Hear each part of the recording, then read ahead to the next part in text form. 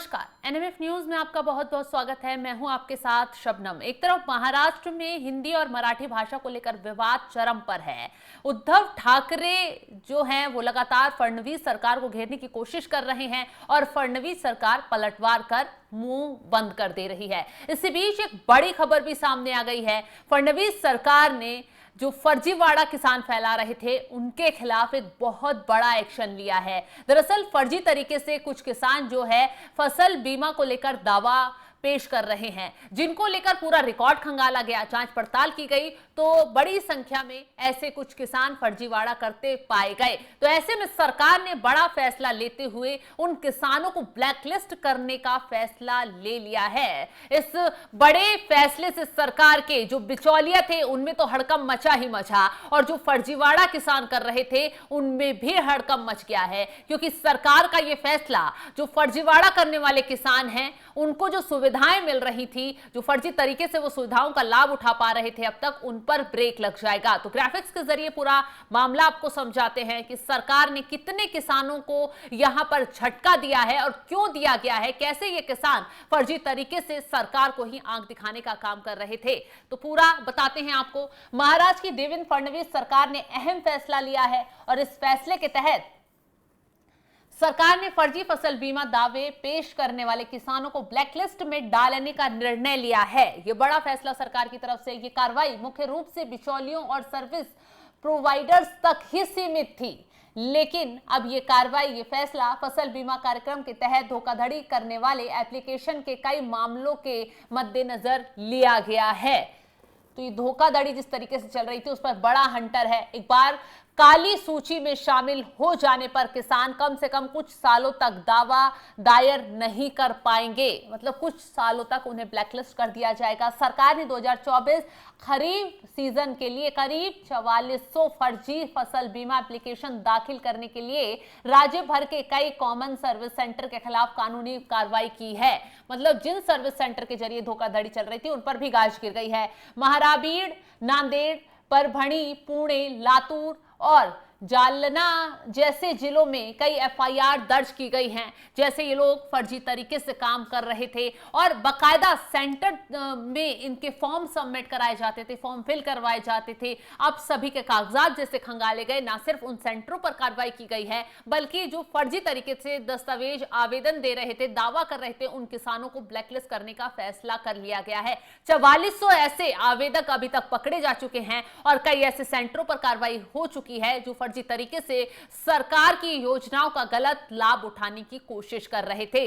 बता दें कि महाराष्ट्र की देवेंद्र फडणवीस सरकार ने यह बड़ा फैसला किया है और किसानों को जो फर्जी तरीके से फसल बीमे का दावा पेश कर रहे थे उन्हें ब्लैकलिस्ट में डालने का निर्णय ले लिया है। और यह कार्रवाई मुख्य रूप से बिचौलियों पर, सर्विस प्रोवाइडर्स पर तक सीमित नहीं रह गई है। ये फैसला फसल बीमा कार्यक्रम के तहत धोखाधड़ी करने वाले एप्लीकेशंस के कई सेंटरों पर भी लिया गया है। और अफसरों का साफ साफ कहना है कि महाराष्ट्र सरकार ने अब किसानों को काली सूची में डालने का भी फैसला कर लिया है अगर वे फसल बीमा का अनुचित लाभ पाने के लिए फर्जी दावे पेश करते पाए गए।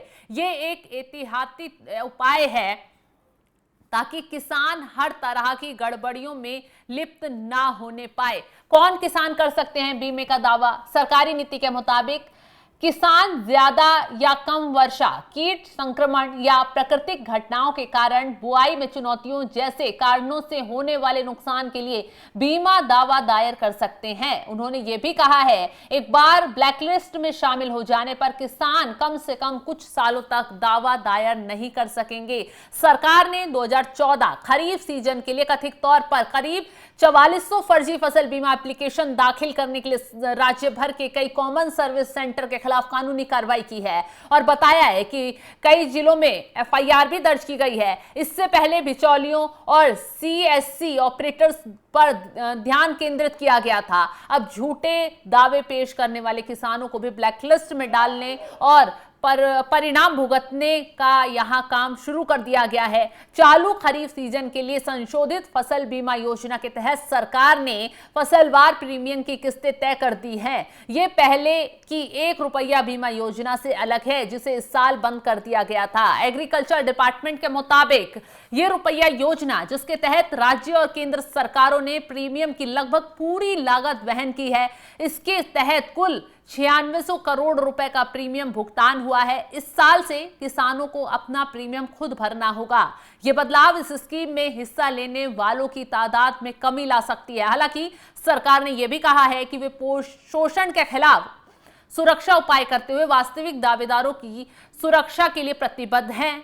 अफसर ने कहा है कि राज्य सरकार किसानों के वास्तविक दावों का समर्थन करने तथा उनके लिए उचित मुआवजा सुनिश्चित करने के लिए प्रतिबद्ध है, लेकिन सिस्टम की साथ अगर कोई खिलवाड़ उठाएगा और सिस्टम के साथ धोखाधड़ी करने की कोशिश करेगा तो उन्हें किसी हाल में बख्शा नहीं जाएगा।